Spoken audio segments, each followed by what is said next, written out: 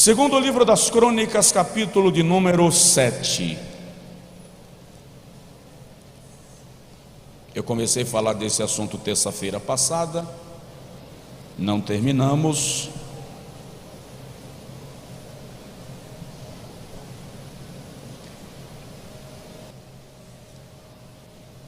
E se o meu povo, que se chama pelo meu nome, se humilhar e orar e buscar a minha face e se converter dos seus maus caminhos, então eu os ouvirei dos céus e perdoarei os seus pecados e sararei a sua terra. E se o meu povo, que se chama pelo meu nome, se humilhar e orar e buscar a minha face e se converter dos seus maus caminhos, então eu os ouvirei desde os céus, perdoarei os seus pecados e sararei a sua terra. Diga comigo: há uma promessa sobre a minha vida. O que eu e você precisamos entender é que toda promessa na Bíblia está linkada a mandamentos. Todas as promessas de Deus estão condicionadas à obediência de princípios. Nós estamos na campanha dos 12 cestos, e eu estou pregando cada terça-feira sobre o poder que você tem. E hoje nós vamos continuar falando sobre o poder do arrependimento. Arrependimento, eu disse semana passada, é metanoia. Biblicamente, metanoia é mudança de natureza. Está relacionado com o conceito de transformação, mudança. A palavra grega para transformação é metamorfos, que dá a ideia de mudar de forma, tornar-se semelhante a outrem. No contexto bíblico, essa transformação nos fará semelhantes a Jesus, isto é, arrependimento. Eu disse aqui na semana passada que arrependimento sem posicionamento é sentimentalismo, e Deus não é sentimentalista. Posicionamento sem arrependimento é humanismo, racionalismo, e isso também não caracteriza transformação. Quando há arrependimento genuíno, posicionamento acompanha a experiência do arrependimento. Provérbios 28:13 diz: quem confessa e deixa alcança misericórdia. Confessar é arrependimento, deixar é posicionamento. Então eu preciso me arrepender e me posicionar para que o nome de Jesus seja glorificado e a vontade de Deus seja revelada e experimentada na minha vida. Esse texto que nós lemos, também falei disto semana passada, se dá quando Salomão está inaugurando o templo por ele construído. A expressão hebraica para templo, quando se refere ao templo de Salomão, é palácio, porque Salomão não construiu apenas um templo para Deus, ele construiu um palácio para Deus. E no ato da inauguração do palácio de Deus, do templo para Deus, Salomão ora e ele pede ao Senhor algumas coisas para Israel e a descendência de Abraão. E quando ele ora, o Senhor diz para ele: se o meu povo, que se chama pelo meu nome, se humilhar e orar e buscar a minha face e se converter dos seus maus caminhos, eu os ouvirei desde os céus, eu perdoarei os seus pecados e eu sararei a sua terra. A razão pela qual Deus está dando essa resposta a Salomão é que Salomão estava orando acerca de cativeiro. Ele estava dizendo: se o teu povo pecar e o Senhor permitir que uma nação estranha venha e os desterre e os leve em cativeiro para uma terra estranha, se eles, de onde estiverem, se lembrarem desta casa e orarem voltados para ela, ouve desde os céus e perdoa. É por isto que a Bíblia menciona que Daniel ora com as janelas da sua casa abertas, voltadas para Jerusalém, por causa da oração que Salomão fez: se o teu povo orar voltado para esta casa, ouve desde os céus e perdoa. Isso é um princípio. Eu gosto sempre de frisar que na Bíblia nenhuma palavra está lá por acaso, não é um chute, há um propósito, há uma revelação. E quando Salomão faz esta oração e pede a Deus isso, o Senhor responde, dizendo que para que a sua bênção venha sobre o seu povo, a única coisa que ele estava pedindo era oração, humilhação e conversão. Se o meu povo que chama pelo meu nome se humilhar e orar e buscar a minha face e se converter dos seus maus caminhos. A expressão aqui é arrependimento, abandonar os maus caminhos. Eu os ouvirei desde os céus, perdoarei os seus pecados e sararei a sua terra. Eu disse aos irmãos terça-feira passada que no Antigo Testamento a missão do profeta era trazer para o povo a palavra de arrependimento, a palavra de confronto, e a missão do sacerdote era levar a Deus a confissão do povo e a expressão de arrependimento do povo.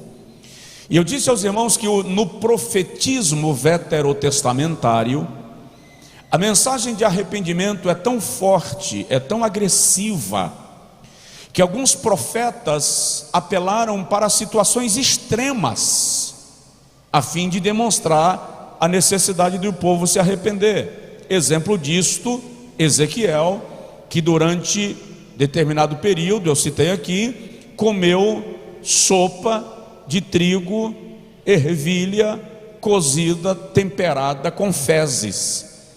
E a ordem de Deus era que fossem fezes humanas. Ezequiel foi que orou e disse assim: Senhor, fezes humana é demais, dá para o Senhor aliviar na dosagem do tempero? E o Senhor disse: então coloca fezes de animais. Mas para que isso?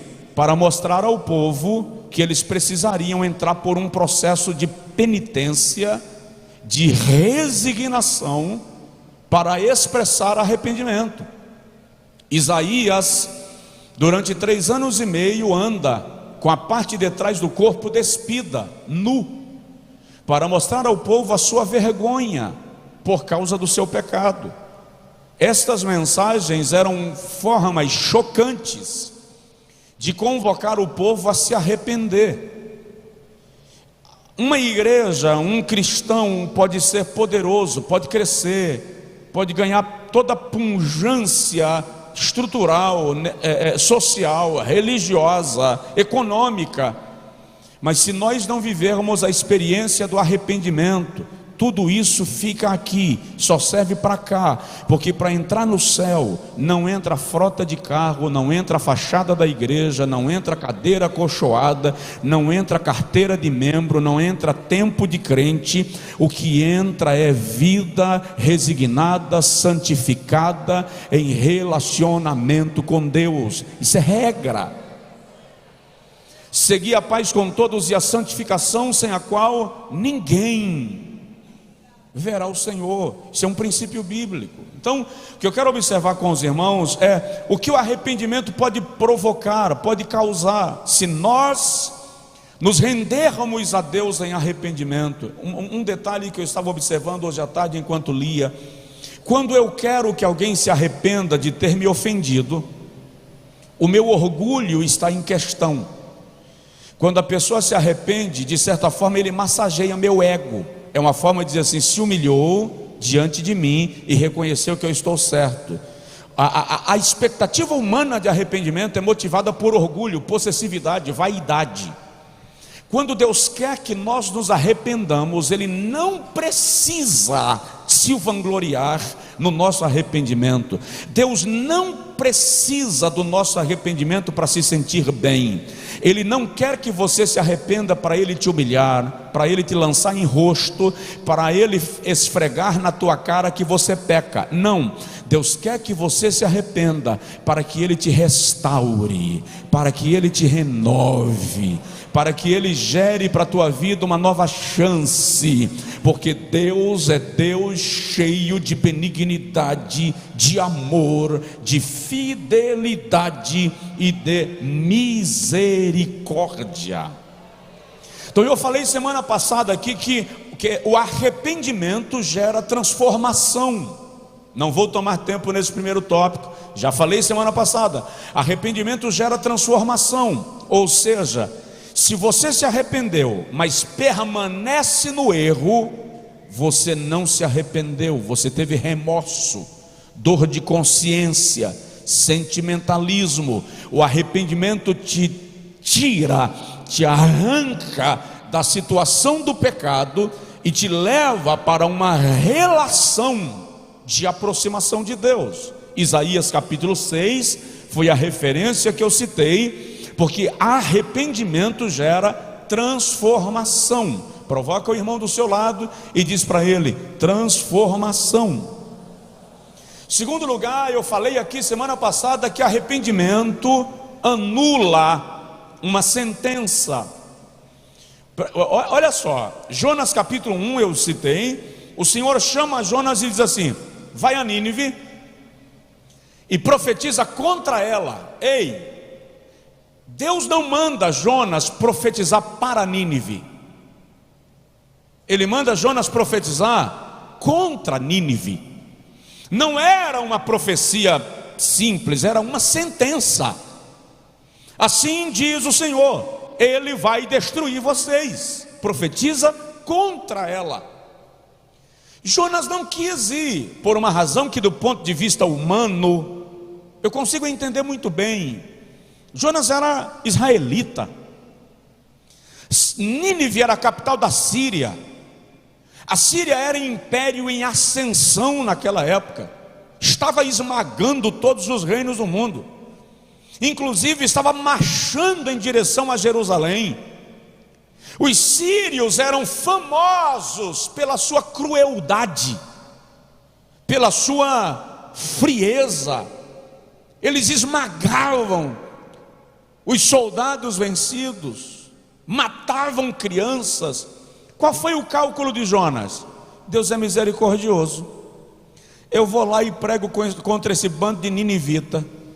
Eles se arrependem, vai que eles se arrependem, aí Deus desiste de destruir esse bando de infeliz, e eles vêm daqui a 1 ano, 2 anos e destroem Jerusalém. Não vou não, eu morro mas não vou. O raciocínio de Jonas tem um certo sentido, e ele compra a passagem para Tarsis e vai embora. Só que chega dado o momento que Jeová diz assim: ô Joninha, ô fi, você está indo na direção errada. Eu te mandei para Nínive, você está indo para Tarsis. Vem cá que eu vou mover as águas nesse negócio. E aí a Bíblia diz em Isaías 11:2 que o Senhor, 11:2 e 3, que o Senhor segura o vento no punho da sua mão. E está escrito que quando ele abre a mão, o vento sopra e os mares se agitam. Jeová abriu a mão e deixou o vento soprar, e o mar sacudiu o navio onde Jonas estava, até que alguém joga Jonas no mar. Já dei detalhes semana passada. O peixe, uma suíte presidencial móvel, estava reservada para Jonas. E o peixe chega a 3 dias de Nínive e abre a boca e chama Jonas para fazer check-out. Jonas tem que sair da hospedagem. E quando Jonas chega em Nínive, ele começa a pregar contra Nínive. Presta atenção, não é pregar para Nínive, é pregar contra Nínive. E a mensagem chegou no ouvido do rei. O rei disse assim: ei, vai que esse profeta seja de fato da parte do Deus de Israel. Decreta jejum de arrependimento. Não comem durante 3 dias, nem crianças, nem animais. Quando Jeová viu isso, Jeová disse assim: Jonas, não vou mais destruir Nínive. Para quê? Jonas ferveu, Jonas ficou azedo, porque Jonas queria a sentença, a execução.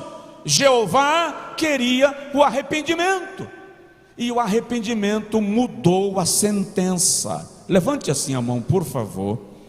Toda sentença que está dita sobre a tua vida, o Senhor anula pela tua atitude de rendição a Ele. Nenhuma arma forjada contra ti prosperará. Nenhuma arma forjada contra ti prosperará. E toda língua que se levantar contra ti em juízo, tu a condenarás. Esta é a minha herança que de mim procede para os meus servos, diz o Senhor dos exércitos. Recebe, recebe. Laço de morte se quebra, ataques malignos são neutralizados pelo poder do arrependimento. Terceiro, eu falei aqui semana passada que o arrependimento gera uma nova oportunidade, e citei a situação de Davi. Davi comete um pecado com Batseba. No pecado de Davi, Batseba fica grávida, a criança nasce.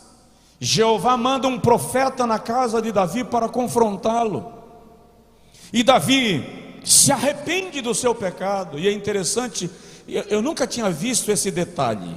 Hoje à tarde que esse detalhe me saltou aos olhos, quando o profeta diz a Davi: porque o teu pecado causou escândalo e deu aos teus inimigos oportunidade de blasfemar contra o povo de Deus, a criança não ficará viva.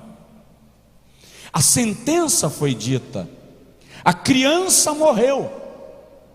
E depois que a criança morreu, Davi se casa com Batseba, ela se torna sua esposa. Da mesma mulher que nascera a primeira criança que veio a morrer, porque era fruto do pecado e do escândalo de Davi, nasceu Salomão. E a Bíblia diz assim: e o Senhor o amou. O Senhor o amou. Deus gerou uma segunda oportunidade. Presta atenção, eu disse aqui de uma irmã muito querida, que ora comigo com muita frequência, uma senhora missionária de origem, de descendência judaica. Ela sempre começa a oração dela assim: ó Deus dos novos começos e das novas oportunidades, eis-me aqui outra vez. Eu preciso te dizer que o Deus a quem nós servimos é poderoso para te dar uma nova oportunidade na vida. Diz aí para o seu vizinho: não é o fim, não é o fim. Aleluia. Quarto lugar, o arrependimento restaura o direito perdido. Ei, o pecado tira o teu direito, o pecado anula o teu acesso às promessas. A Bíblia diz em Isaías 59:2 que os nossos pecados fazem separação entre nós e o nosso Deus, de modo que Ele não nos ouve. Quando nós nos permitimos viver no pecado, nós deixamos de receber bênçãos. Está prometido, é para você, o Senhor reservou para você. Mas enquanto você permanecer nessa situação, essas bênçãos permanecerão lá até que você se converta e mude de vida. Presta atenção, Deus não brinca com princípio, Deus não negocia. Jeová não é levado no blá blá blá. O que o Senhor espera de nós é uma atitude de mudança e transformação. E aí eu me lembro agora de um rapaz muito conhecido na Bíblia, não obstante o escritor não mencionar seu nome, mesmo porque é uma parábola. O filho pródigo. O filho pródigo cometeu 7 pecados que na mentalidade judaica são imperdoáveis, sobretudo nos dias de Jesus. Ele cometeu 7 delitos que a mentalidade religiosa de Israel não lhe perdoaria. Primeiro, ele chega para um pai vivo e diz: me dá a minha herança. É uma quebra de regra e protocolo muito grande, porque a herança não podia ser dada com o pai ainda vivo. Pedir do pai a herança com ele vivo era uma forma de dizer: você demora demais morrer, eu não aguento mais lhe ver vivo, me dá o que é meu, que eu vou embora para não ficar olhando para você. Isso é uma afronta, é uma quebra de autoridade espiritual. Segundo pecado que o filho pródigo cometeu, ele foi à frente do irmão mais velho, ele é o mais novo, e a tradição judaica não permitia o filho mais novo tomar uma iniciativa à frente do irmão mais velho. Irmão, a questão da primogenitura em Israel é muito forte, é tão forte que a grande briga entre Jacó e Esaú era a primogenitura, porque o primogênito se tornava o administrador dos bens da família, ele era o representante do clã, era o príncipe da família, a sua herança era maior que a herança dos demais, e todo o patrimônio da família ficava a cargo do primogênito. Então chegar para o pai, na frente do primogênito, e dizer: sou mais novo, mas quero minha herança, era um pecado juridicamente intolerável. Terceiro pecado que ele cometeu, a Bíblia diz que, tendo o pai lhe dado o que a ele pertencia, ele ajuntou tudo e foi embora para uma terra longínqua. Na mentalidade judaica, terra longínqua significa longe dos limites de Israel, fora do convívio dos filhos de Abraão, e isso não era permitido. Quando chegou lá, ele cometeu o 4º pecado. A Bíblia diz que ele gastou tudo vivendo dissolutamente. No final da parábola, o irmão mais velho traduz a expressão dissolutamente: gastou tudo com prostitutas. A expressão grega no texto indica orgias, não fala só de prostituição no tocante a sexo, envolve bebedeiras e drogas. Era imperdoável numa cultura tradicional, monoteísta, o camarada gastar tudo que o pai ganhou na prostituição. Quando ele gasta tudo, ele quebra e comete o 5º pecado imperdoável. Ele vai pedir emprego a um gentil. Um judeu trabalhar para um gentil, na cultura judaica nos dias de Jesus, não. É por isso que Zaqueu não entra no templo, porque ele é um judeu a serviço de Roma. Não se perdoava isto. Depois ele comete o 6º pecado, trabalhando para um gentil, ele vai cuidar de porcos. A lei mosaica tinha uma reserva tão grande acerca dos porcos, que se alguém passasse num território onde se criava porcos, tinha que ser afastado do convívio durante 7 dias para se purificar. e ele foi trabalhar com porcos. E o 7º, o nível chegou tão baixo que ele desejou comer a comida, as bolotas que eram servidas aos porcos. Ei, olha para mim, Jesus nessa parábola leva esse rapaz ao nível mais baixo de degradação, de humilhação, de estrago. Ele vai ao menor nível.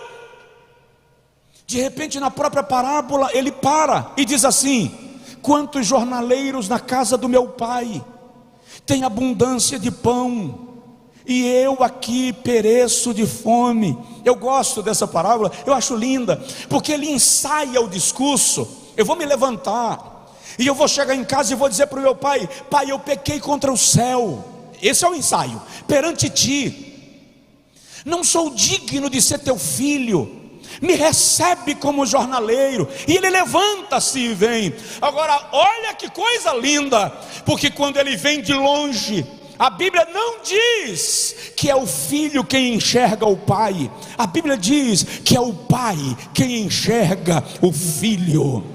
Não é o filho quem corre para o pai, é o pai quem corre para o filho. Você não entendeu ainda? Eu estou te dizendo que Deus está te vendo e vai te dar nova chance. Aleluia. E quando ele chega perto do pai, ele ajoelha com o discurso que ele programou: pai, eu pequei contra o céu perante ti, não sou digno de ser teu filho. O pai interrompe. O pai não deixa ele terminar o discurso. Pode ler o texto. Ele não termina a fala. O pai diz assim: trazei depressa a melhor roupa. Ei, não é só uma questão de vestir. A roupa tinha o brasão da família. Quem usava a roupa da família se tornava representante dela. Era uma questão de status. Quando o pai diz: trazei depressa a melhor roupa, ele está dizendo: eu quero você inserido no seu lugar. É incrível como nós temos dificuldade de devolver quem falha ao seu lugar. Quem falha tem que ser esmagado pela nossa religiosidade, tem que ser esmagado pelo nosso senso de moralidade. Na parábola de Jesus acerca do filho pródigo, ele diz: você volta para o teu lugar. Depois ele diz: trazei sandália. Ei, não é só questão de calçar os pés. Ele diz assim: não quero ser filho, me recebe como jornaleiro. Olha para mim, o escravo não usava sandália. Quando o pai diz: trazei sandália, o filho entendeu. O pai estava dizendo: eu não te quero como escravo, eu te recebo como filho. Depois o pai diz agora: trazei-me o anel. Irmão, quando a herança era dada, o anel era tirado, porque o anel garantia o direito. O anel foi tirado, o direito foi perdido. Quando o pai diz assim: trazei-me o anel, e ele coloca o anel no dedo do filho, ele está dizendo assim: eu te devolvo o direito que você perdeu. Eu acho que só uns 10 me entenderam.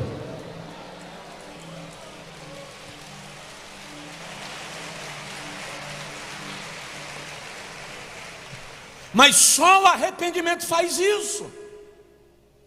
Ele te restitui o direito perdido.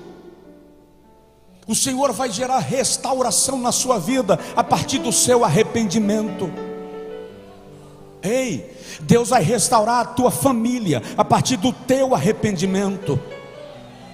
Ô pai, ô mãe, Deus vai restaurar a vida dos teus filhos a partir do teu arrependimento.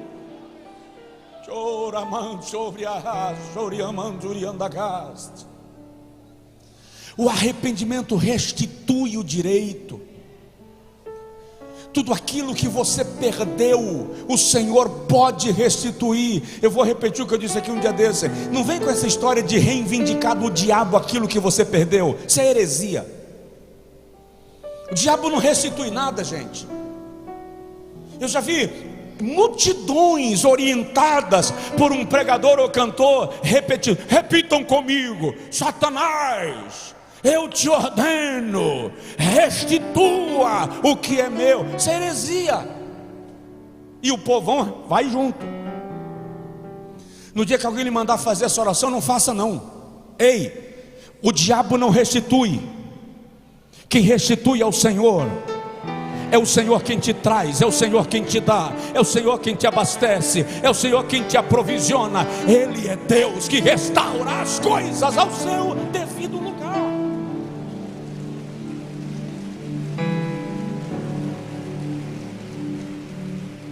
Aleluia. Levante assim a mão comigo, por favor, e diga comigo: eu declaro, em nome de Jesus, restituição na minha vida, na minha casa, na minha família. Diga comigo: eu profetizo que este ano, ainda este ano, o Senhor mesmo vai provocar um reboliço na minha vida com milagres.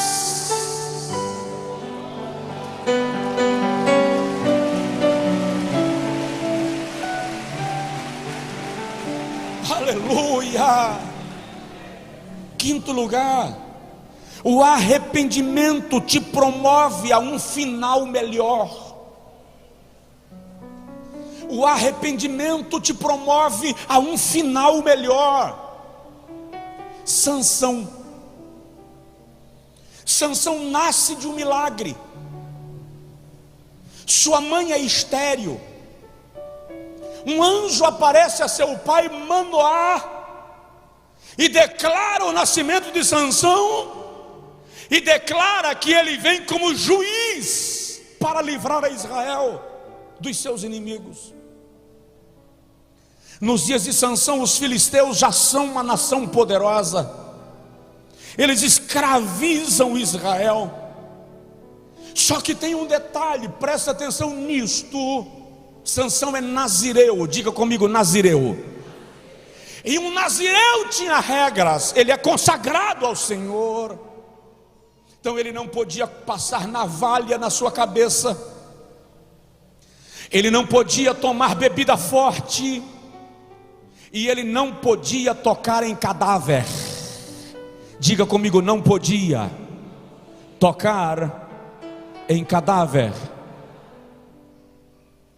Até o capítulo 14 de Juízes, a vida de Sansão é uma proeza. Depois do capítulo 14, a vida de Sansão vira uma desgraça. Por quê? Sansão está indo a Timnat apresentar a moça por quem ele se apaixonou aos seus pais. A Bíblia diz que os pais de Sansão eram contra o namoro. Está escrito no capítulo 14 de Juízes. E diz a Bíblia que eles não sabiam que aquilo provinha de Deus para entregar os inimigos de Israel nas mãos de Sansão. Só que o capítulo 14 de Juízes, versículo 5 diz que os pais de Sansão iam na frente e Sansão ia atrás. E de repente diz a Bíblia que um filhote de leão, diga comigo: filhote de leão, atacou Sansão. Quando o filhote de leão atacou Sansão, Sansão foi contra o leão e o matou. Está escrito: e o matou, e o jogou fora do caminho e foi embora. Sansão visitou a casa da sua enamorada, voltou com os seus pais, e diz a Bíblia que dias depois Sansão voltou de novo a Timnat para buscar a sua noiva. E quando Sansão está passando pelo caminho, ele se lembrou, está no capítulo 14, ele se lembrou do leão que ele havia matado. Olha só. E Sansão saiu da estrada para ver o leão, o cadáver do leão. Provoca seu vizinho e fala com ele assim: nunca saia da estrada para ver cadáver. Para de interromper a sua viagem para olhar o passado. Marcha, segue, vai em frente. E quando Sansão chegou no cadáver do leão, diz a Bíblia que ele viu que as abelhas haviam feito mel na carcaça do leão. Sansão não podia tocar em cadáver. Ele meteu a mão na cumbuca do leão morto, encheu a mão de mel e comeu. Oh, é mel, mas é do cadáver. É doce, mas é do cadáver. E é por isso que o texto diz no versículo 9 assim: mas não fez saber aos seus pais. Por que ele não fez saber aos seus pais? Porque a regra dizia que se o nazireu quebrasse o voto, ele tinha que ir ao sacerdote. O sacerdote iria raspar a sua cabeça, o cabelo seria queimado, todo o seu nazireado seria perdido, e ele teria que começar do zero. Sabe qual era o problema de Sansão?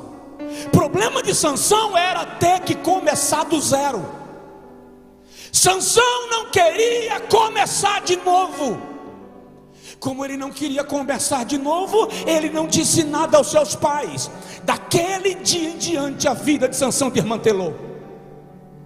A mulher dele foi entregue ao seu melhor amigo. Ele incendiou a lavoura dos filisteus, foi preso de cordas e entregue pelos seus próprios irmãos que queriam matá-lo. Se envolveu com uma prostituta em Gaza, depois se apaixonou por Dalila, e é Dalila quem descobre o seu segredo do nazireado, e ele cai na mão dos seus inimigos como um homem comum. Por quê? Porque tocou no cadáver. Toca no seu vizinho, fala com ele: é mel, mas é cadáver.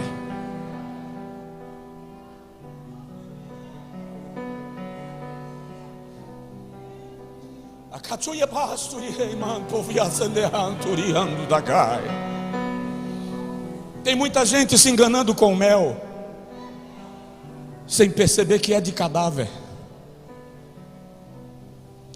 A vida de Sansão acabou. Agora Sansão está cego, perdeu os 2 olhos, e Sansão está na moinha, fazendo o trabalho que era de animais.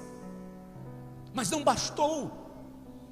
Os filisteus resolveram fazer de Sansão um espetáculo, e o levaram ao templo de Dagon, no capítulo de número 16, para que Sansão servisse de piada. Mas aí Sansão lembrou de Deus, e tinha um rapaz que o guiava, porque ele estava cego, e ele disse ao rapaz: me leva nas colunas principais do templo de Dagon. Capítulo 16, versículo 26 a seguir. E o rapaz o levou, e quando ele chegou lá, ele diz assim: ó Senhor Deus, devolve-me agora a minha força, apenas mais uma vez.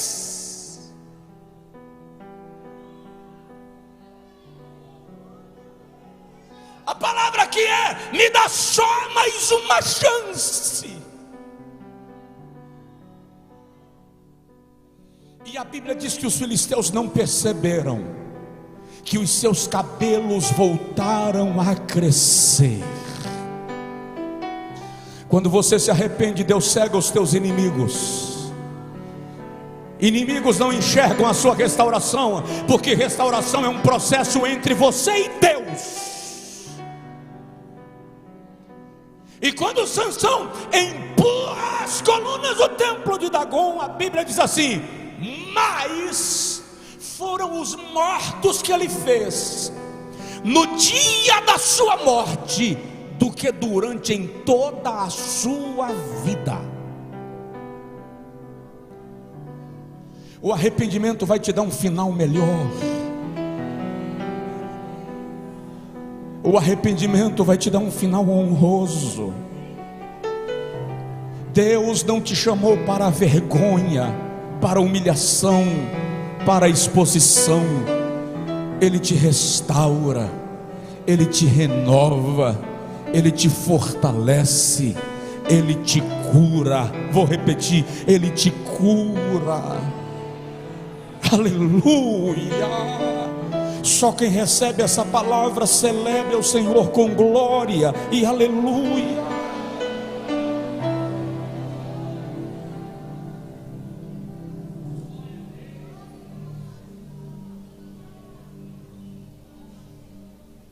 Diga comigo: eu terei um final honroso. Aleluia. Penúltimo lugar, o arrependimento te torna apto para Deus.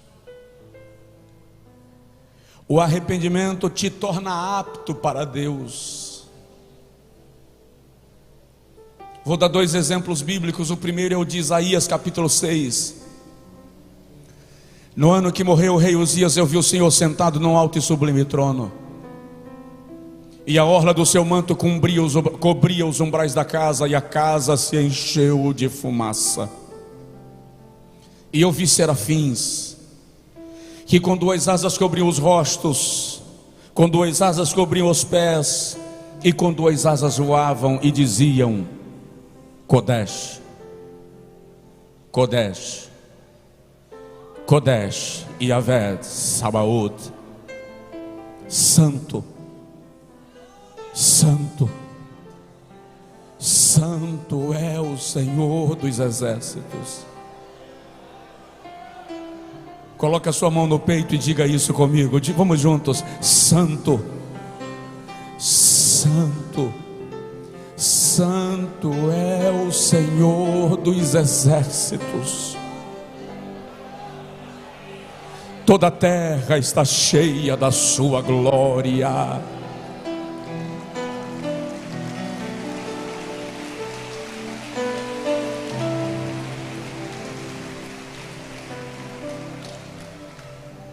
Não dá para você ter uma visão da santidade de Deus e não mudar alguma coisa. Isaías cai por terra e diz: ai de mim, vou perecer, porque eu sou um homem de lábios impuros e habito no meio de um povo de impuros lábios, e os meus olhos viram o Rei, o Senhor dos exércitos. Ele diz que o anjo voou desde o altar com uma brasa na mão, lhe tocou nos lábios e disse: o teu pecado foi perdoado e a tua iniquidade foi tirada. Só aí Isaías ouviu a voz de Deus dizendo: a quem enviarei? E quem há de ir por nós? Estranho. Porque Isaías ouviu Deus falando isso no capítulo 6, se ele já profetizava no capítulo 1, no capítulo 2, no capítulo 3, no capítulo 4 e no capítulo 5, ou seja, ele já era profeta. Como é que ele já era profeta e agora está ouvindo Deus lhe chamar para o ministério? Quando você se arrepende, o teu ministério muda.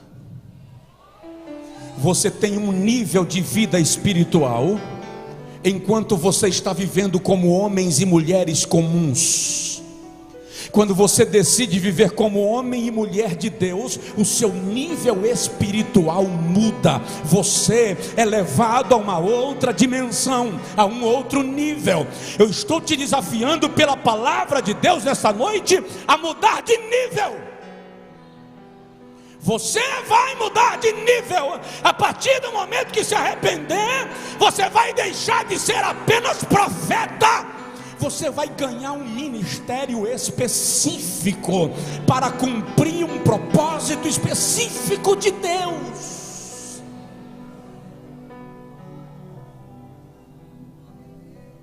Pedro andou com Jesus 3 anos e meio. Jesus deu a Pedro algumas missões, entre elas ir buscar dinheiro no mar para pagar imposto. Mas Jesus nunca disse a Pedro: pastoreia. No dia que Pedro se arrependeu,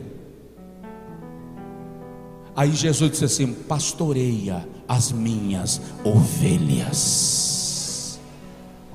Quando você se arrepende, você se torna apto para Deus. Ele quer usar você. Provoca o irmão do seu lado, a gente termina, e diz para ele aí: Deus quer usar você.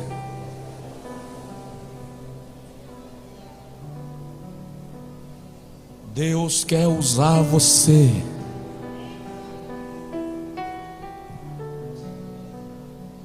Eu era muito jovem, devia ter uns 17 anos, estava numa igreja lá na última, encostado na parede do fundo. Um pastor que era um dos grandes nomes do Brasil naquela época estava pregando. Ele pregava muito. E eu pensei comigo, eu não disse a ninguém, eu só pensei: será que um dia Deus vai me usar desse jeito? Eu não pregava ainda. Na mesma hora, uma irmã passando lá atrás, ela foi passando, ela passou de mim e voltou, e fez assim: interessante, Deus pode usar qualquer um da forma que está usando ele.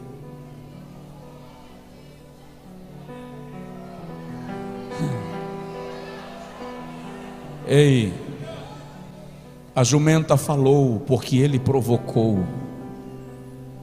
O gigante caiu porque ele o lançou por terra. Ele parou o sol e a lua porque ele detém as forças da natureza. Vou te revelar algo: Deus não está detido e retido às tuas circunstâncias. Deus não depende de promoção humana para te levar onde Ele quer te levar. Ele faz, porque Ele vela sobre a sua palavra para a fazer cumprir. Ele vela.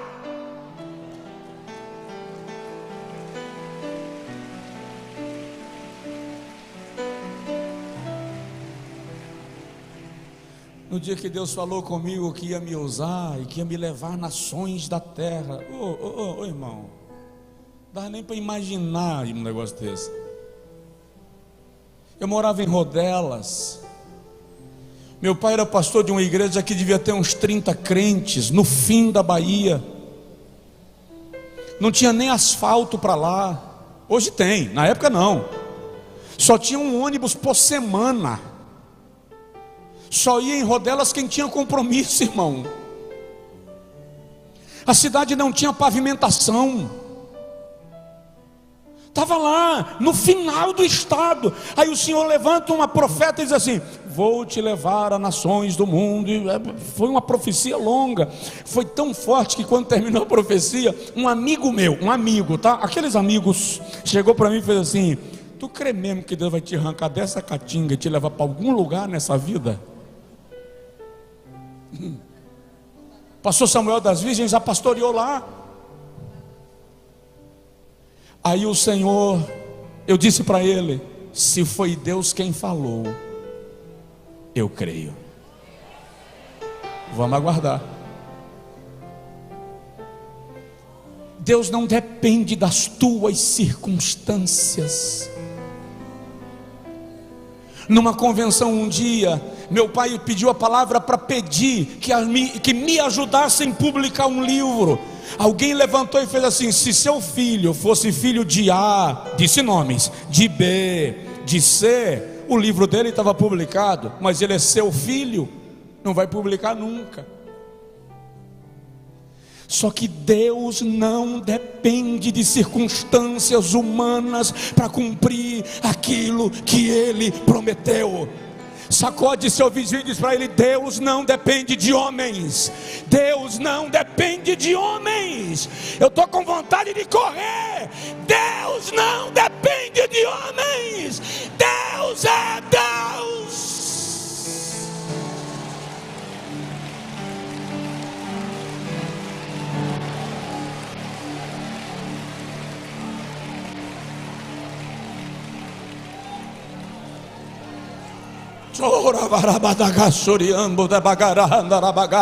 Fica de pé, por favor.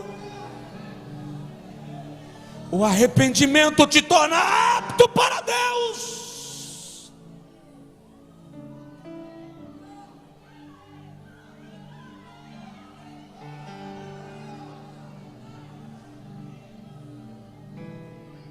Ele vai levantar a pessoa certa no momento certo e no lugar certo, e vai fazer com que as coisas aconteçam na sua vida.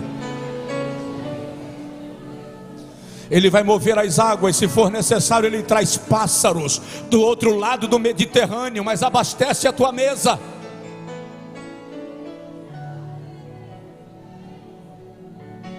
Eu gosto da fala de Mardoqueu para Esté. Ele diz assim: se você não fizer nada, de outra parte Deus levanta socorro. Ei, se o socorro não vier de onde você espera, Deus de outra parte levantará socorro. Você não está só. Você não está só.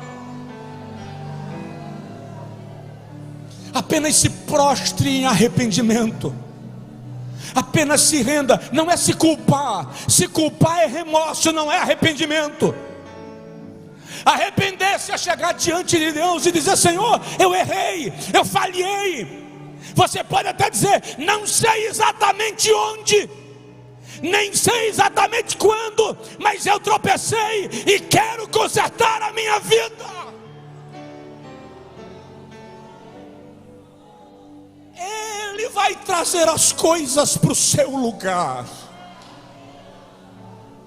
Ele vai ajustar as coisas. Você vai sair desse vale. Eu vou orar com você e quero concluir dizendo só um item que eu não vou comentar, e bem que deveria. O arrependimento te promove um novo tempo. O arrependimento te promove um novo tempo. Diga comigo: novo dia, novo tempo vão surgir. Joel capítulo 2. O Senhor chama Judá para se arrepender. Chorem os sacerdotes, ministros do meu Deus. Quando Ele chama o povo a se arrepender, Ele diz logo em seguida: e as eiras se encherão de trigo, e os lagares transbordarão de mosto e de azeite, e a terra produzirá o fruto no seu tempo, e enviarei a chuva serôdia e a temporã, e ensinador de justiça. Olha que coisa linda: e comereis abundantemente e vos fartareis, e sabereis que o Senhor vosso Deus está no meio de vós. E olha que extraordinário: e o meu povo, capítulo 2, versículo 25 e 26, não será mais envergonhado.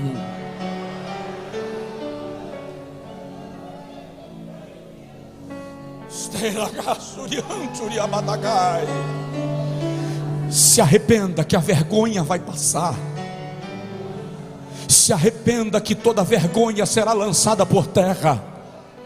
Onde você está sendo humilhado, Deus vai te elevar a um estado de honra. Se arrependa, porque onde você está sendo esmagado, Deus vai te fortalecer. Se arrependa, porque onde tudo está dando errado, Deus vai fazer dar certo. Feche as portas para o inimigo. Há um novo tempo. E eu quero, debaixo do poder da palavra de Deus, te declarar que este é o teu momento. Este é o teu tempo. Esta é a tua hora. Este é o tempo de mudar de nível. Este é o tempo de mudar de posição. Esse é o tempo de alcançar aquilo que Deus está te prometendo. Esse é o tempo que Deus reservou para você, que Ele separou para você. Ei, em meio a milhões, Ele colocou o dedo em você.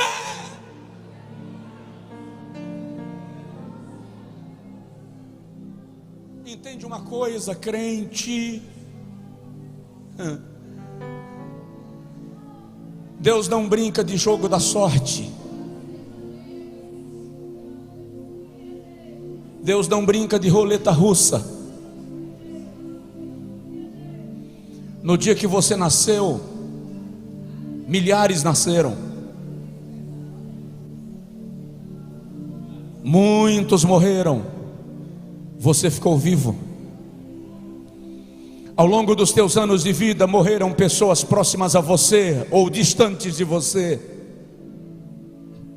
Parentes e amigos, conhecidos e desconhecidos. Você sobreviveu a acidentes que não há explicação para você ter sobrevivido. Você passou por vales de enfermidade que o médico disse que você não passaria. Você entrou na depressão e saiu. Teve crises de ansiedade e venceu. Teve crises de choro e agora ri. Foi traído e não morreu. Foi atacado e sobreviveu. Foi ameaçado, mas não foi atingido. Isso não é acaso. Isso é promessa. No dia que você estava no ventre da tua mãe, Jeová colocou o dedo e disse: é meu, é minha, eu o quero, eu a quero. Só se você recebe essa palavra, celebre a Deus, porque Ele escolheu você.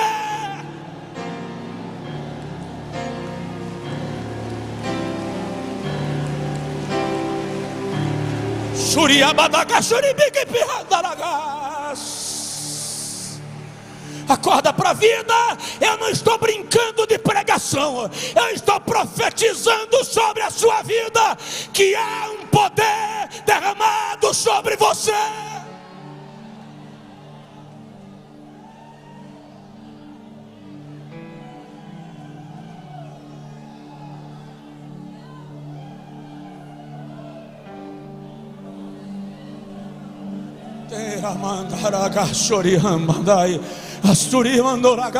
Se você quer, se você está com vontade de sair do seu lugar e vir ao altar, ajoelhar, vem. Não espere eu chamar, não, move. Se você está com vontade de pular, de dançar no Espírito, pula, dança no Espírito. Xaracai, Arabacás. A mamama subia e basunduriei da caçurião de glacá.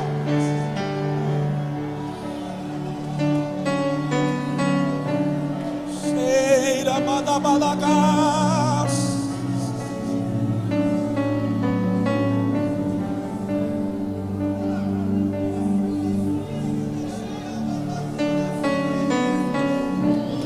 Quem determinou teu fim não conhecia ou não conhece o Deus que você serve.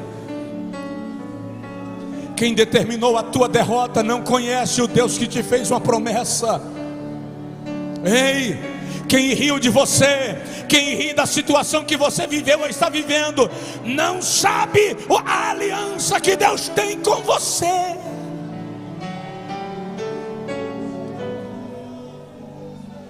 Você pergunta assim: por que eu estou passando isso? Por que as outras pessoas não passam pela vergonha que eu estou passando? Porque cada um tem seu vale. Cada um tem seu vale. Cada um tem sua cruz. Cada um tem sua porção. Como pode um homem de Deus passar por isso? Como pode uma mulher de Deus passar por isso? Cada um tem sua trajetória.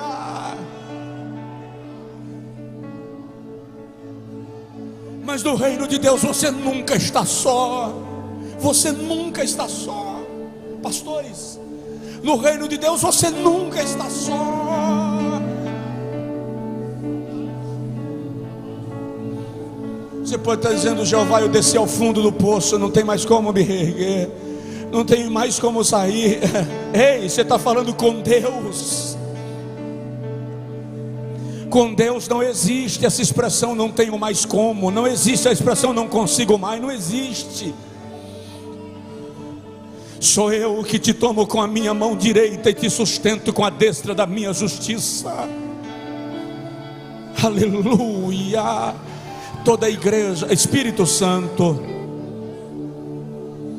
Espírito Santo, eu te peço,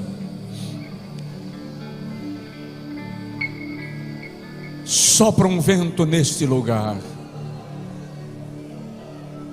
Sopra um vento neste lugar agora. Não deixa ninguém ficar de olho aberto assistindo. Não deixa ninguém ficar murmurando. Agora vento do Espírito sopra nesse lugar e faz um mover extraordinário dentro desta casa. Aqui nessa primeira nave, Espírito Santo, sopra agora, Espírito de Deus, sopra nessa primeira nave, sopra lá na segunda nave, Espírito Santo, sopra. Eu quero, Senhor, me permite te pedir isso, eu quero ver um mover da tua presença nesse lugar. Sopra agora, sopra aqui diante do altar, sopra, Espírito.